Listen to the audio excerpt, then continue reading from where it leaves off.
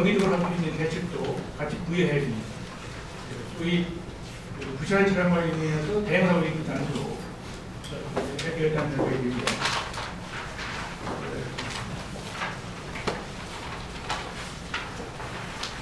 그리고 첨단 안전장치도 지금 정부에서 지원해주고 있는데 이것도 공차고지에서 정기적으로 점검할 수 있고 노상점검 합동으로 교통공단이나 관계기관이 정기적으로 노후 차량들은 정기 점검 내지는 노상 점검할 수 있도록 특히 차고지나 휴게소 같은 곳에서 할 수 있도록 해야겠다는 생각이 들고요.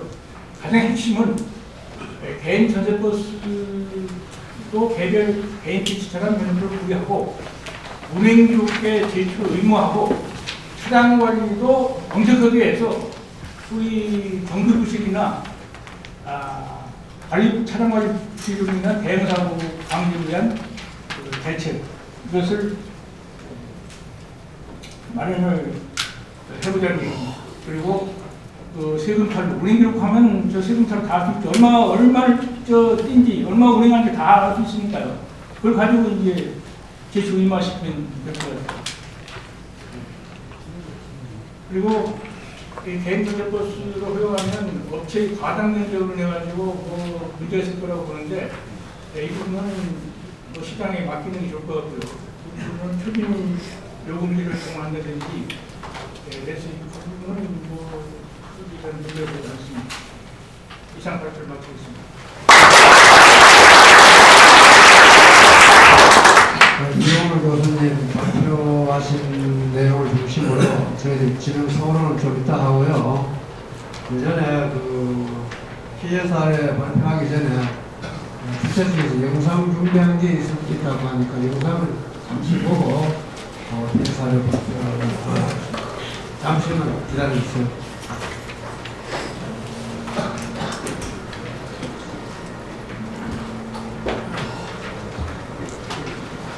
한 관광버스 회사가 차량만 회사 명의로 등록하고 개인이 관리하는 이른바 지입버스를 담보로 130억 원대의 사기 대출을 받았다가 혐의가 잡혔습니다. 지입 차량의 주민과 기사들은 졸지에 차량까지 압류당하며 빚더미에 앉게 됐습니다. 강진우 기자가 보도합니다. 2년 전 버스를 사 지입 형태로 경남 창원에 있는 관광버스 회사에 들어간 박상길 씨와 강준중 씨.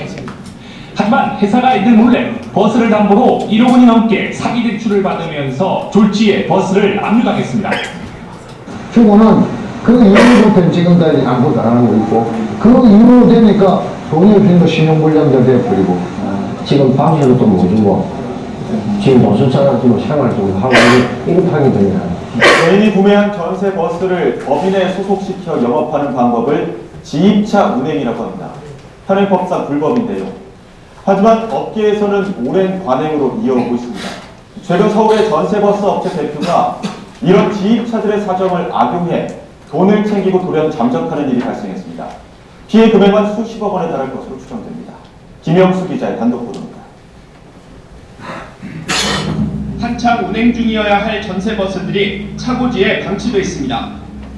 지난 11일 업체 대표 한노 씨가 메모만 남기고 사라지자 대구 업체들이 재산 압류에 들어간 겁니다. 그러니까 지금 뭐 대책이 없어요. 내일 모레 설인데 우리 뭐 한 달 벌어서 그달 생활하는 건데.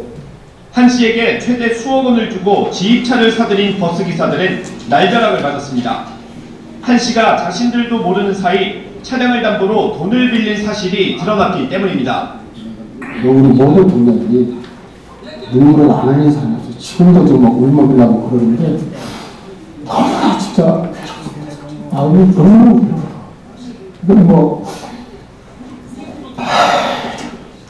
현행법상 전세버스의 경우 법인 명의로만 영업할 수 있다 보니 기사가 차량을 구매해 법인 소속으로 일하는 이른바 지입차 운행은 오랜 관행으로 자리 잡았습니다.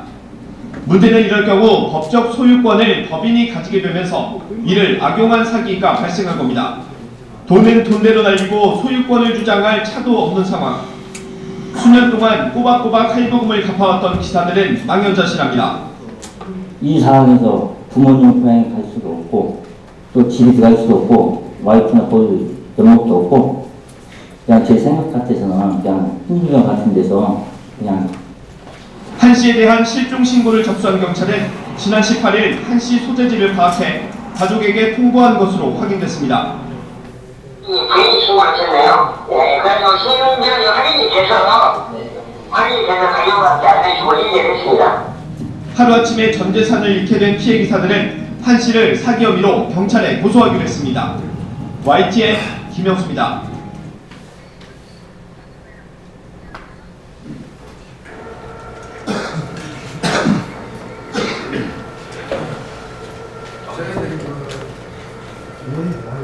곧이어서 피해 사례를 직접 생생하게 증언해 주실 분 네 분을 차례로 모시겠습니다.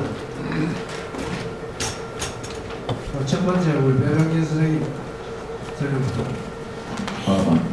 네, 반갑습니다. 울산 동부대학 배명진입니다. 또 피해 사례 보니까 굉장히 또 열받습니다. 열받다.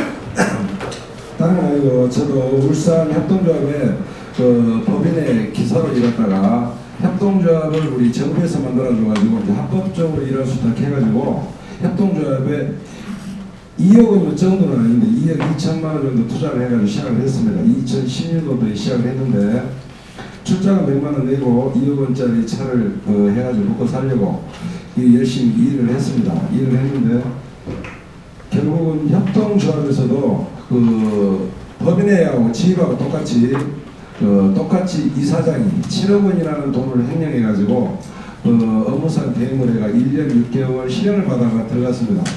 들어가가지고 폐해를 지금 굉장히 많이 봤어요. 근데 협동조합이 처음에 들어가자마자 어떤 일이 있었냐면은 40일 정지를 먹어서 버스를 사자마자 버스 사가지고 번호판 달아놓고 40일 정지를 먹는 이유가 뭐냐면 저는 법이라는 게 좀 이해가 안 됩니다. 법이라는 게. 옆집 아저씨가 잠자고 있는데 도둑질을 했는데 그 옆집 사는 사람도 같이 잡아가는 거는 무슨 법인지를 모르겠어요. 운행 기록증에 운행 기록증에 대한 건데요. 법인은 그래 해도 됩니다. 근데 협동조합에서는 각자의 차가 현물자를 해가지고 공동 배당 구매가 일을 해서 각자의 돈을 벌어가는데 어떻게 옆집 아저씨가 도둑질했다고 옆집 사람을 같이 잡아가는 법이 대한민국에 어디 있습니까? 그러니까 저는 버스를 40일 동안 세워놓고 할부하고 집료하고 보험료를 다 내면서 그냥 기다렸어요. 울산시에서 해준 협조가 뭐냐면은 우리 울산 협동조합이 그때 79대였어요. 42대가 운행기록증을 잘못 끊었다 해가지고 전체 차량이 40일 정도를 다 먹었습니다. 근데 굉장한 혜택을 준다고 해서 무슨 혜택을 줬냐면은 자기가 원하는 날짜에 1년 안에 해주겠다. 그래가지고 저는 추석 때, 2016년도에 추석 때 제가 40일 정지하고 전체 차량이 다 거의 정지를 먹었습니다.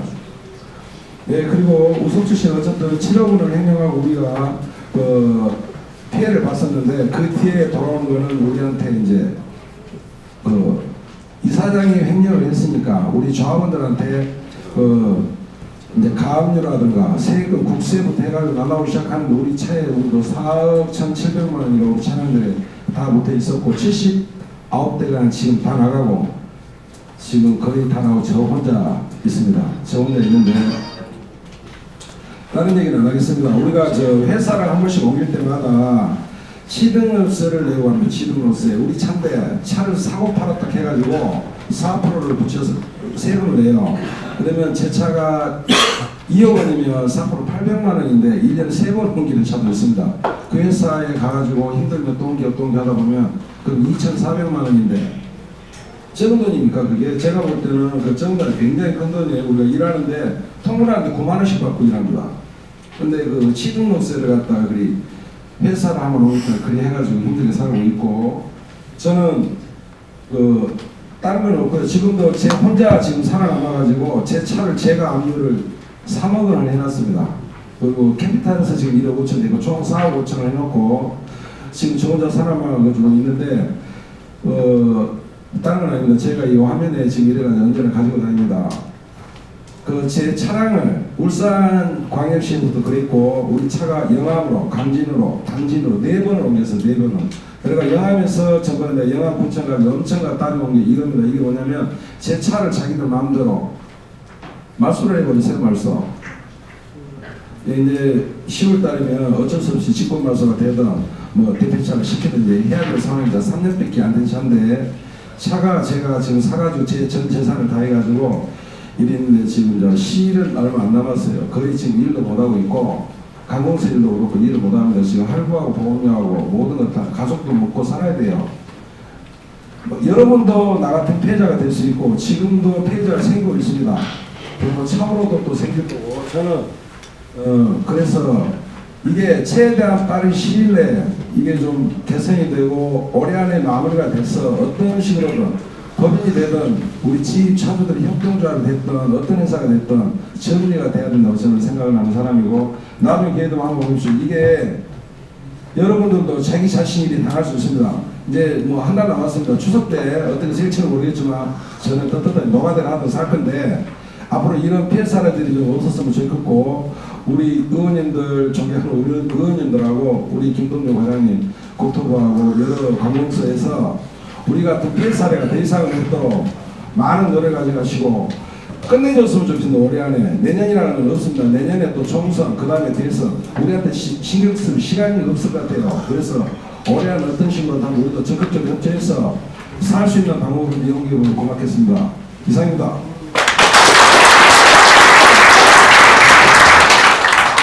김영일 선생님 부탁드립니다. 네, 반갑습니다. 울산의 김영일입니다. 여기 계시는 전체버스 집 차주들 대부분이 그렇습니다. 45인승 기준에서 금액이 한 2억 정도 차량 비용이 들어가는데 그 2억을 보통 다수의 사람들이 1억 이상을 보통 대출을 내어서 차를 사게 됩니다. 법인 명의로 차를 사게 됩니다. 그렇게 되다 보니까 소유권 자체가 법인으로 소유권이 넘어가 버리고 개인이 돈을 지급되는데 소유권이 법인으로 넘어가다 보니까 재산권에 관한 그런 주장을 사주들은 전혀 지금까지 할 수도 없을 뿐더러 하지도 못했습니다. 법적으로 보상받을 수 있는 그런 내용들도 아니었고 사실 저희들 같은 경우도 지금 본부장님 말씀하셨듯이 울산 사례만 보더라도 법인 대표자의 잘못으로 이전을 반복해서 하는 이런 차주들도 많이 계시는데 그분들이 부담하는 그런 취등록세라든지 안 그러면 할부금에 관한 부분이라든지 운송비에 관한 그런 부분이라든지 이런 부분의 삭감적인 그런 피해 부분은 고스란히 차주들이 다 지금까지 지고 왔습니다. 그렇게 되다 보니까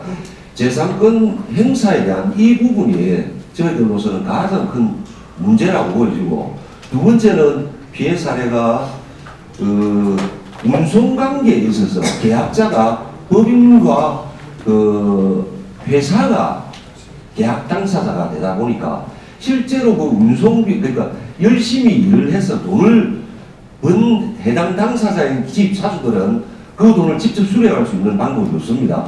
법인을 통하지 않고서는 일한 그 돈을 받지 못하는 그런 하나의 구조가 되어 있다 보니까 법인의 대표자들이 그 돈을 자기 돈처럼 법인의 돈처럼 개인이 횡령을 하는 그런 행태 사례들이 아주 많이 발생을 했습니다. 그리고 현재 제가 속해 있는 법인도 마찬가지로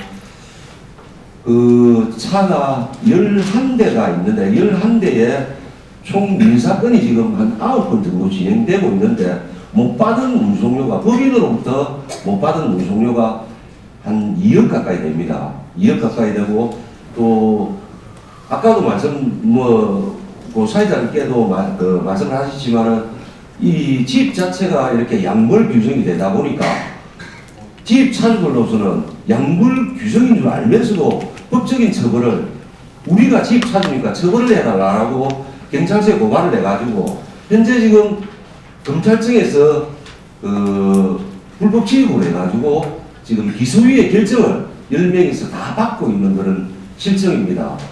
이렇게 되다 보니까 뭐 재산권 행사라든지 또 가비의 행포라든지 이런 것들이 지금 뭐 말로서 설명을 할 수 없는 그런 부분들이 너무 많다 보니까 이 좀 근본적인 해결을 위해서는 뭐 정치권에 계시는 분들이라든지 법을 만드시는 분들이 법의 개정을 통하지 않고서는 도저히 안 되겠다 싶어서 저희들이 이렇게 힘을 모았는데, 진짜 이거는 21세기 지금 3만 분의 그 국민소득을 자랑하는 대한민국에서 이런 사례가 있다는 게 참 국민의 한 사람으로서 부끄러운 그런 일입니다. 좀 어떤 조치가 좀 취해질 수 있도록 빨리 방안들을 좀 마련했으면 좋겠습니다. 고맙습니다.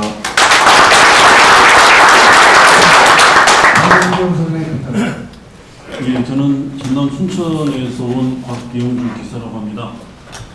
저 같은 경우는 2013년도에 처음 버스를 시작했습니다. 네, 전남 광양에 있는 늘푸른 관광이라는 그 회사에서요, 시작을 기사 생활을 했었습니다. 그래가지고 한 3년 정도 기사 생활을 하다가 이제 사장의 분유로 지입차를 하게 됐죠. 사장 하는 말이 차 관리가 되지 않기 때문에 지입차를 해서 자기가 직접 차 관리도 하면서 그렇게 해야지만이 책임감 있게 할 수 있다 해서 이제 지입차를 시작하게 됐고요.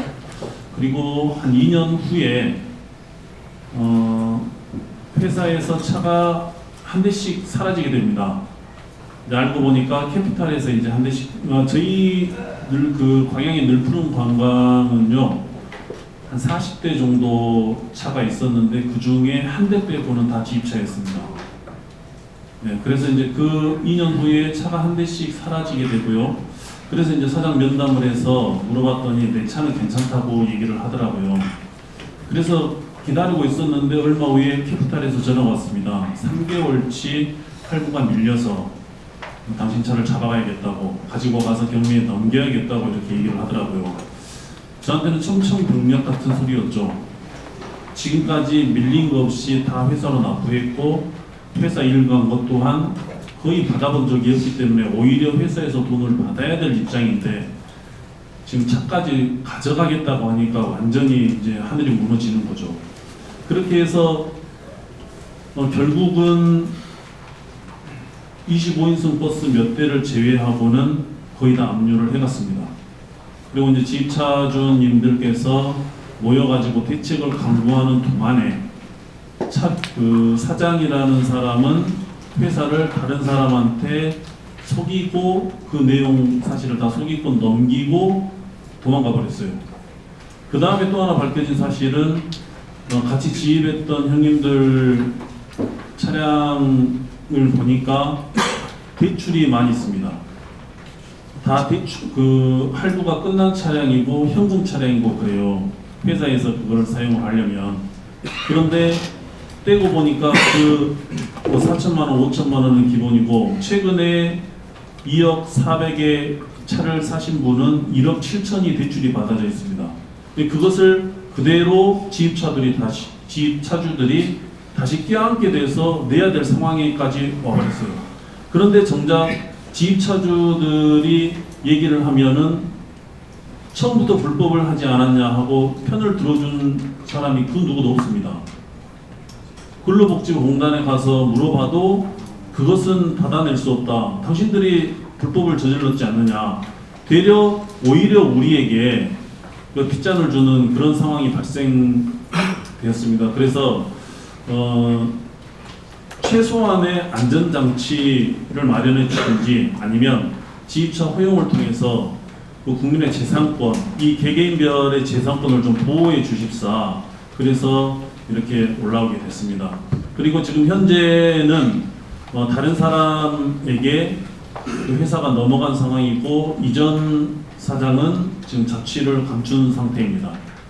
그리고 이 전세버스 하시는 우리 선배님들은 그대로 또 그 전에 사장이 대출받은 것을 그대로 또 갖고 있습니다.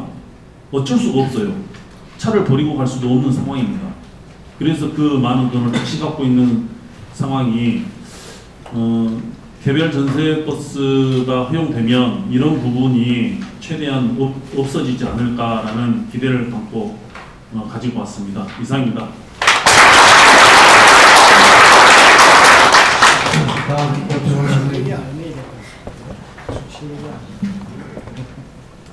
감사합니다. 오늘 이 자리를 다 하게 해주신 여러 분들께 모두 감사드리고요. 오늘 보니까 저도 여수 순천서 이 전세 진입하고 있는 오태광이라는 사람입니다.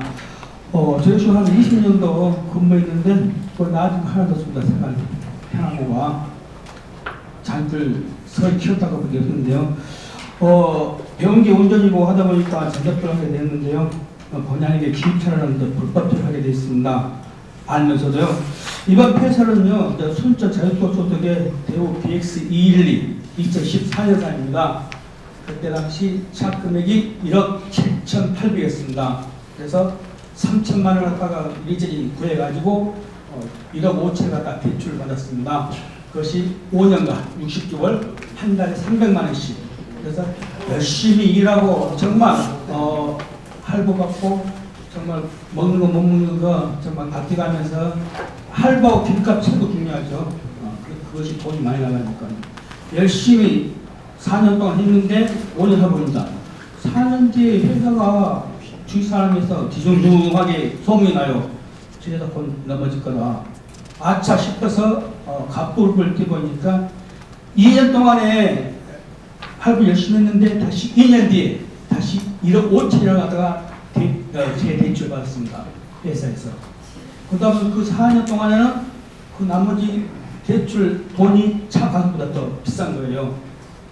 저는 1년 남았은 게 12개월 300만 원, 그럼 3,600이면 내가 다시 내 차가 돼가지고 부담 없이 잘 끌 수 있지 않겠느냐. 아주 기쁜 마음에 4년을 보냈는데 하루아침에 그런 식으로 되버리니까 정말 이래서 분진자들하고 자살하는 그런 현상이 나오는 것 같습니다.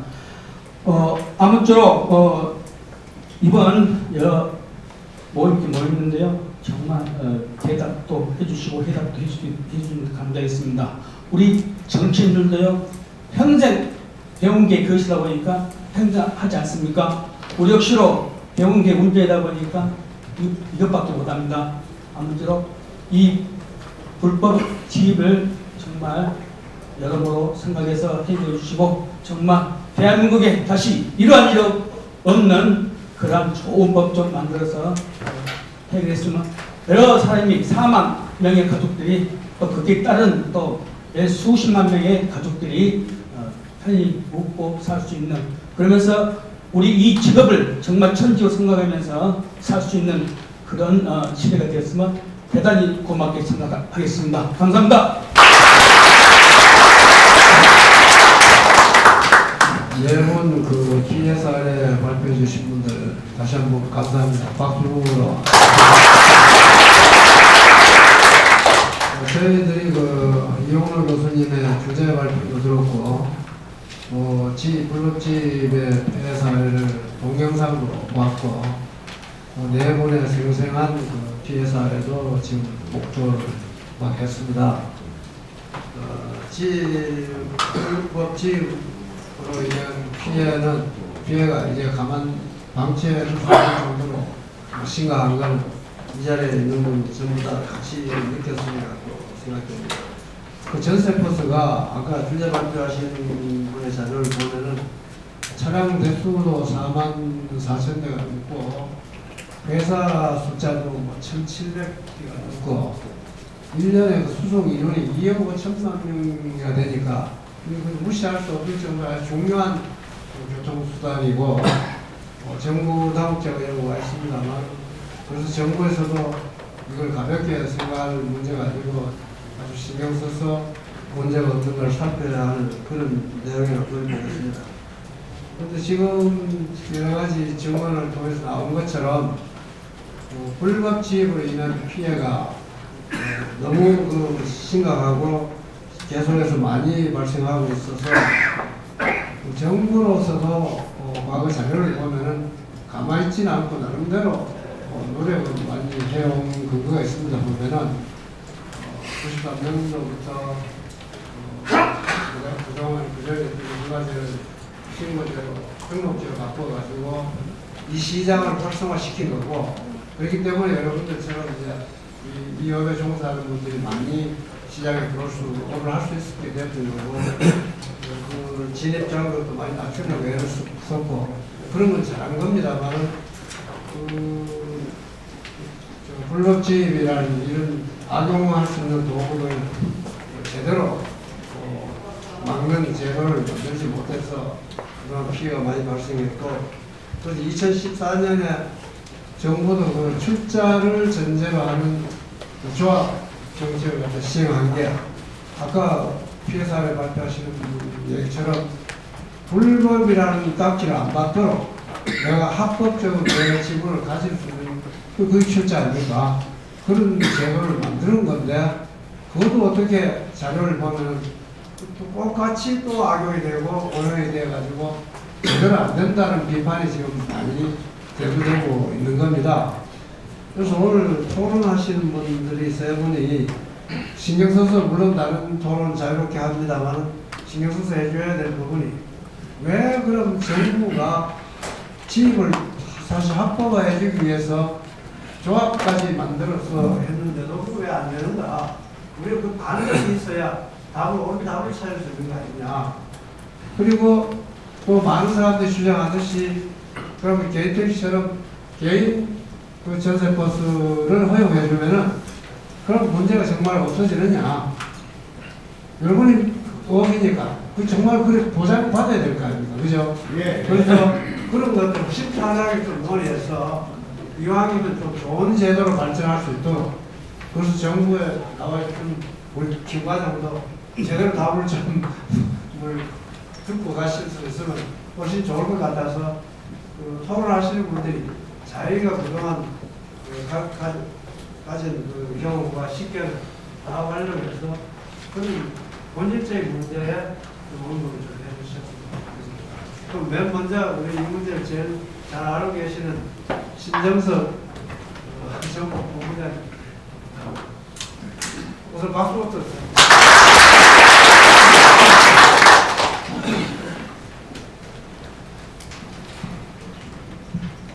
앞에서 영상 피해 사례도 봤고 우리 증언들도 네 번이나 들었는데 참 툭툭 터지죠? 얘기 듣다 보면. 근데 우리는 큰 걸 원하는 게 아니었어요. 그냥 마음 편하게 내가 일한 만큼 내가 벌어가고 싶어갖고 그 정당하게 내가 일한 만큼만 가져가길 원했는데 사회는 또 그게 아니더라고요. 이게 분명히 지입차라는 개념은 우리는 떠나서 내가 차 한 대 사갖고 이거 갖고 그래도 먹여 살려야겠다 생각하고 내 차를 사갖고 일을 시작하는 사람들이 대부분일 거예요. 뭐 불법 합법을 떠나서.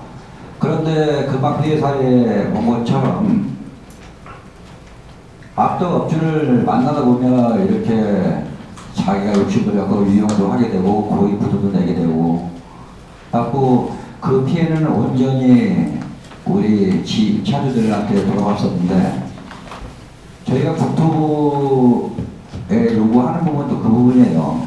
우리 마음 편하게 일할 수 있게 해줘라. 내 열심히 일하고 내가 세금 낼 테니까 마음 편하게 내 재산 내가 주장할 수 있게 해줘라. 이게 우리 주장이었거든요. 홍길동전처럼 이게 내 재산인데 내 재산을 부를 수도 없어요. 근거가 전혀 없기 때문에 사람들 마음이에요. 내가 어떻게 이용하냐에 따라서 이것이 하루아침 날아갈 수도 있고. 근데 대부분 우리 지인차주 기사님들은 나는 아니겠지. 나는 이런 피해를 안 당하겠지. 얘는 아니라는 생각을 갖고 있어요. 거기 금방 영상 보고랑 피해 사례 들은 것처럼 어떻게 보면 또 남일이 돼버려요. 우리 회사는 안 그러겠지. 그러다 보니까 참 뭉치기도 힘들고 또 여기 오신 분들이 오늘 전북 쪽에서 오셨는데 우리 기사님들은 하루 해갖고 하루 먹고 살아요. 이렇게 모이는 자리도 쉽지가 않아요. 화물연대나 이런 사람들은 차를 세워놓고 오늘도 뭐 대모하러 올라오던데 이런 분들은 뭉치기도 잘하더라고요. 근데 우리는 이거 하나 한번 바꿔 내버리면 일자리가 털려요. 그럼 난 또 내 가족 먹여 살려야 되는데 그것도 힘들고 그래서